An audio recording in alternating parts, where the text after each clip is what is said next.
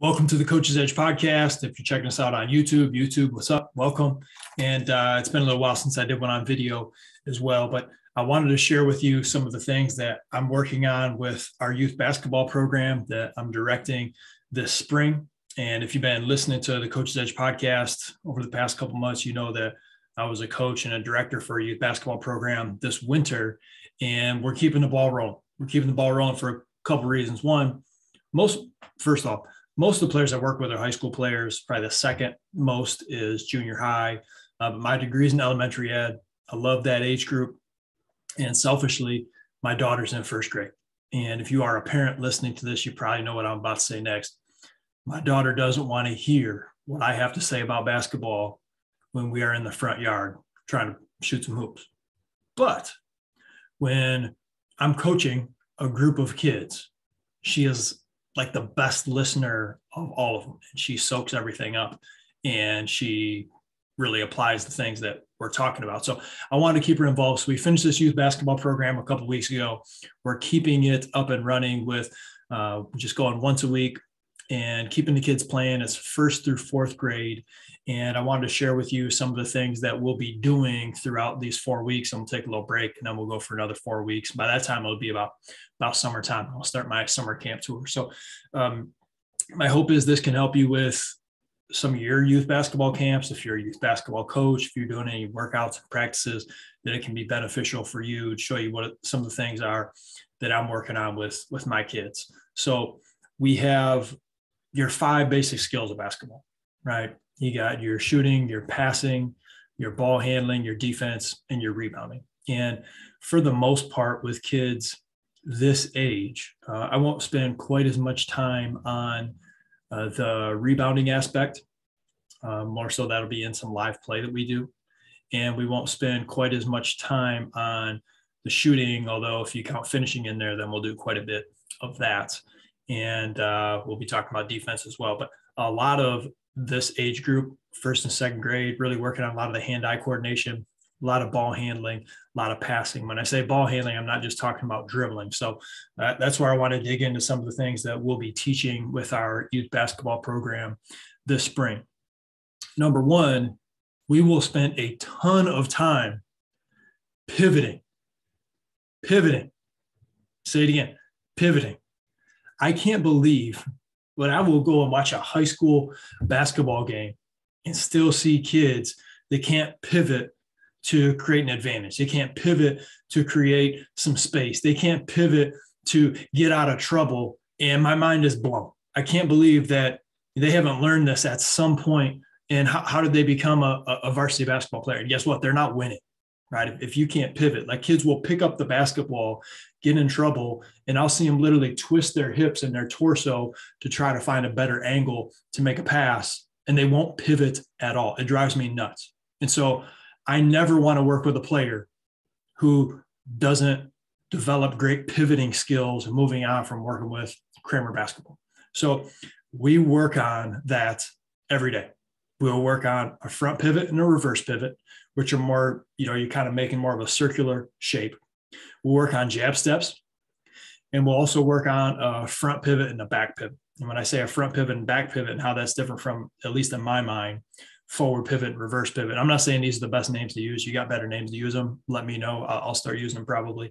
But a front pivot, I'm facing the hoop and I'm just more of a forward, bigger step lunge that can be to create some space. I can also face up, but just pivot back behind me. And we still want to stay wide. because if we get too narrow, we're going to lose our balance, right? So even though we're going forward and backward, we have a wide base. And then we also want to be able to forward and reverse pivot, which we're turning. If you see me on YouTube a little bit, you can see me kind of moving my hands where we're using our shoulders. We're moving everything as we pivot. And we'll work on that. We'll work on that in progression as far as catching the basketball, right foot pivot, left foot pivot, pivot on the catch, pivot after you pick the basketball up, pivot into a shot, pivot into a pass. And we'll work on this a lot. And we sprinkle it in as a multi-skill drill. So we'll do this individually, but we will do this into passing. We'll do this into shooting. We'll do this into ball handling drills. That's big. And then the other thing that we really try to work on, again, this is under the umbrella of ball handling, but we're not dribbling, right? Ball handling is huge. Rips. How do we move the basketball, right? You get young kids and they haven't learned yet how to hold the basketball and be efficient with how they hold the basketball. So although we won't do a lot of shooting at this age, we will teach them how to hold the basketball to shoot the ball, right? And we'll talk about stance, we'll talk about balance. And so we'll build a lot of the good characteristics that young shooters have, even though I'm not putting a whole lot of emphasis for a first, second grade kid on, are they shooting it with great technique? We really don't start to have some of those expectations for the players I work with, at least until about fifth grade. But we're teaching them some of the basics before they get up to that level. But with the rips, how do we move the basketball? How are we a player when we catch the basketball? How are we a player when we pick the basketball up off the dribble, as far as high rips, hip rips, if there's some space? Talk about sweeping the basketball low and how that can be super effective.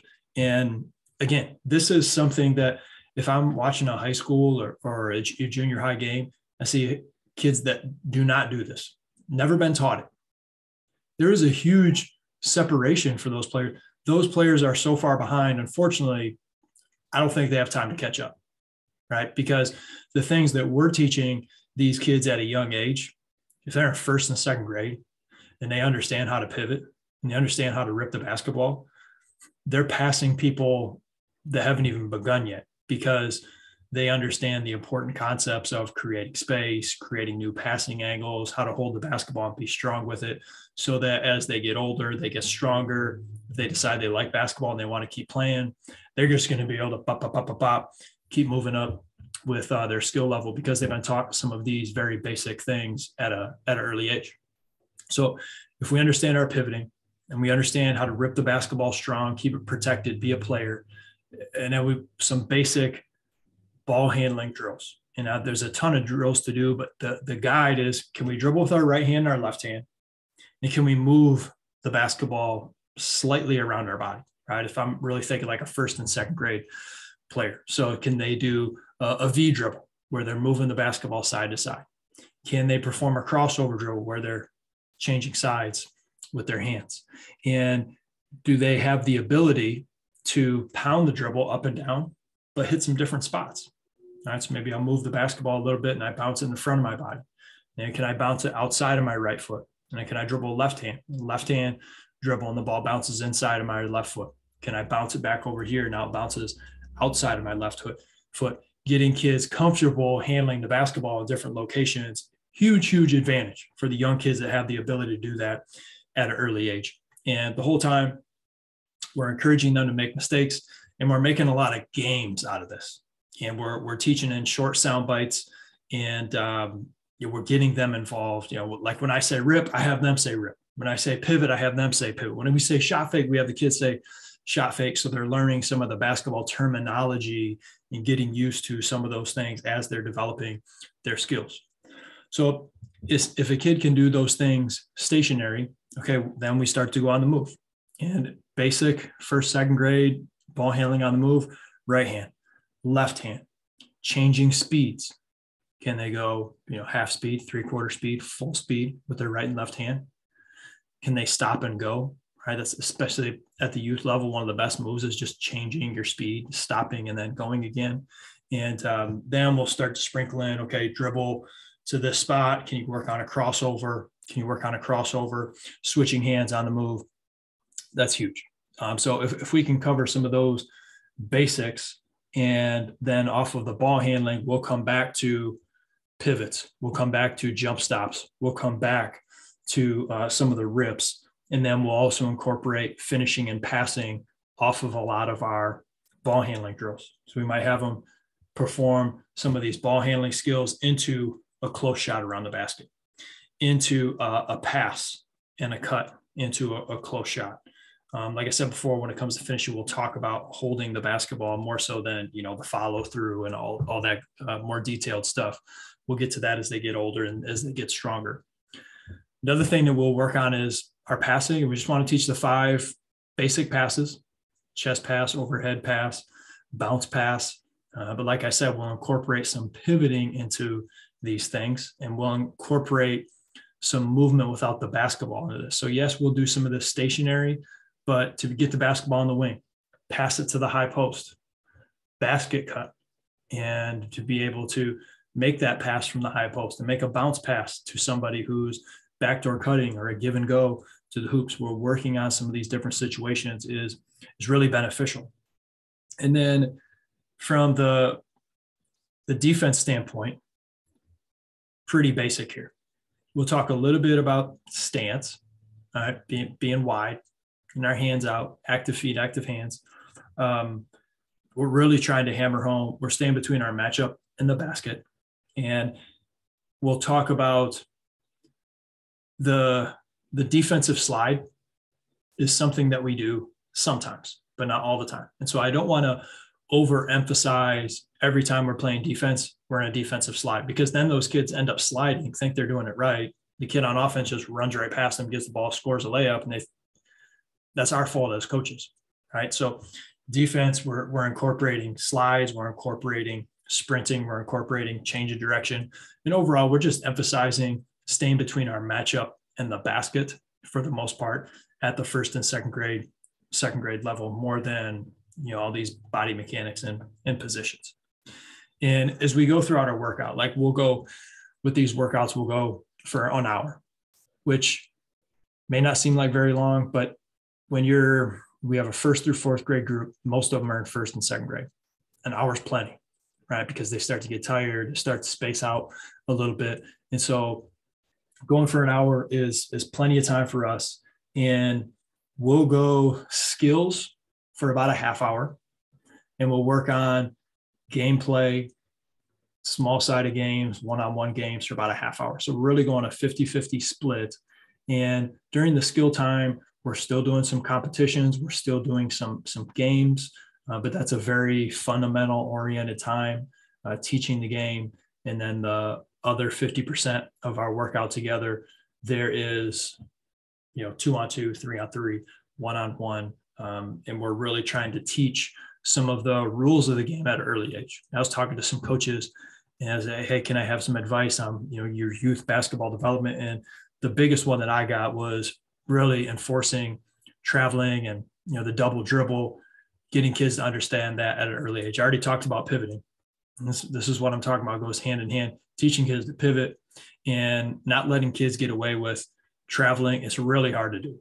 And I officiated some youth basketball. It is really hard to do because you feel like, man, the game is going to stop every single time if I call every travel. It's hard. But the more we can start to hammer home this as coaches, as adult, as parents, different people, to help our kids understand what they can and can't do, everything, you're setting them up for success down the road, which is really the point of youth basketball coaching. We want them to have fun. We want to set them up so they can be a better player down the road. Nobody cares if you won the fourth grade basketball championship, right? So we want them to develop as they get older. A couple other gameplay aspects that we're trying to teach at a young age: checking the basketball. If you're playing half court, we always pass off top when we're checking the basketball. We want ball movement, we want player movement, and most kids, if you don't put that rule in, they're going to check it and then they're going to shoot it. They're going to check it and they're going to drive and do something. Let's teach them to check the basketball. We can teach them movement off the basketball, making a pass, and then we're going to play. Another thing that we're incorporating is teaching them what fouls are. And this was funny, as we ran our youth basketball program this winter, it seemed like kids started to foul more every single week. In the beginning, I don't know if they were, they're kind of raw. They missed out on this program last year because of COVID. And so kids were very not touchy. And then as the program went on, kids were extremely physical, beating each other up. We end up having to call a lot more fouls and really trying to teach the aspects of the game and what players can and can't do physically. And so that was a new one for me, is really trying to reinforce what a foul is for our kids. So that's some of the gameplay rules. A couple of the offensive and defensive concepts that we want to teach at a young age that can be very important. Spacing, number one. As you know, youth basketball kids are going to bunch up.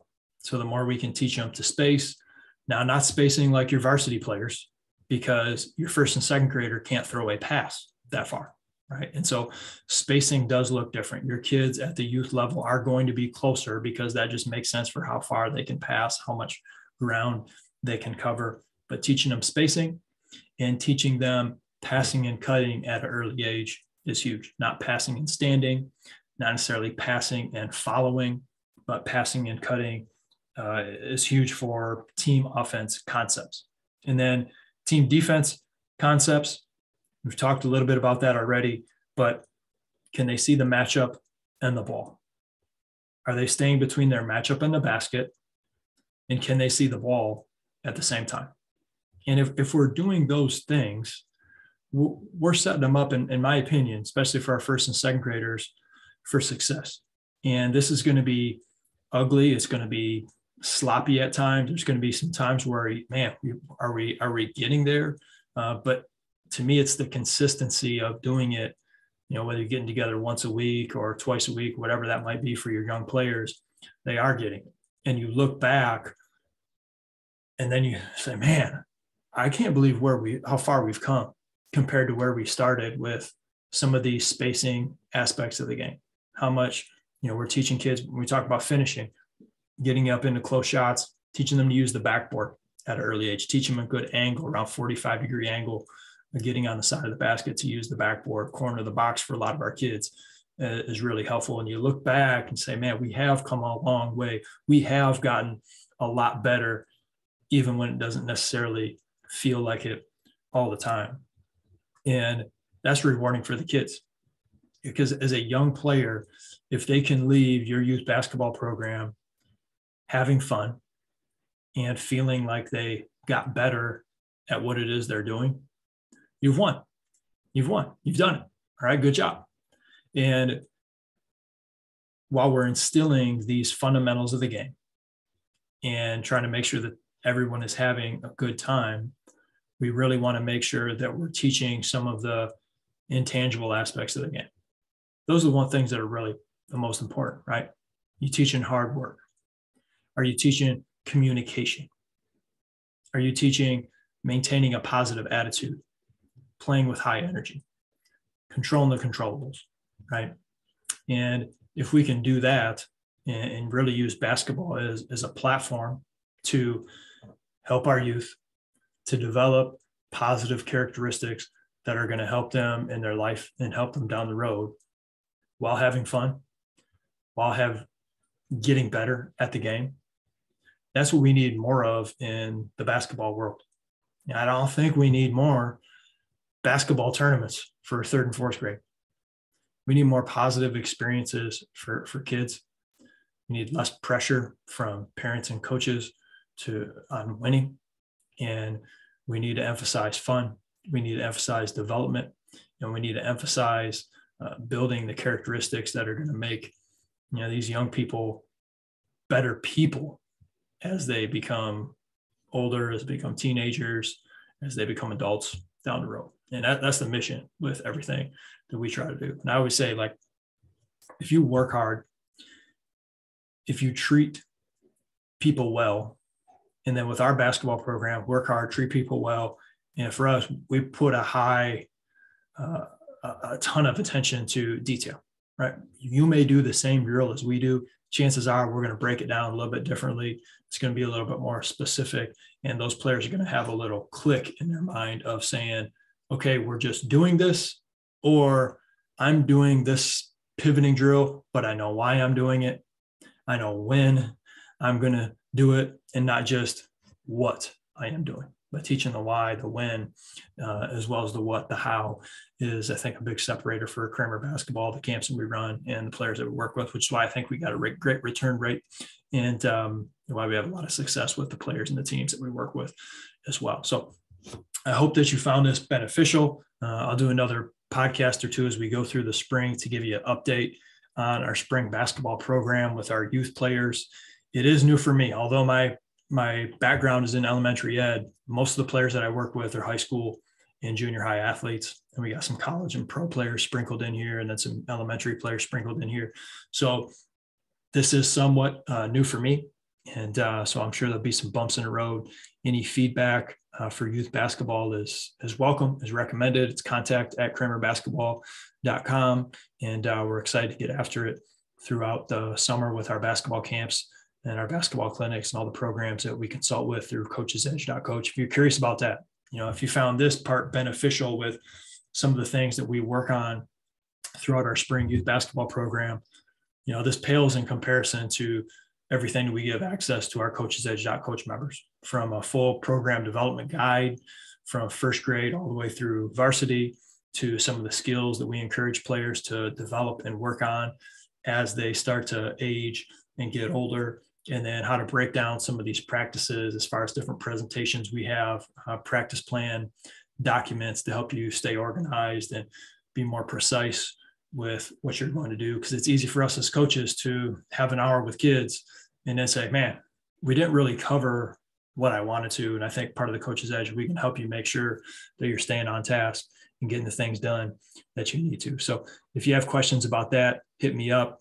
Check out coachesedge.coach, coachsedge.coach. And thank you for checking this out. If you find it beneficial, please positive rating, review goes a really long way, really long way in the podcast world. That's certainly appreciated.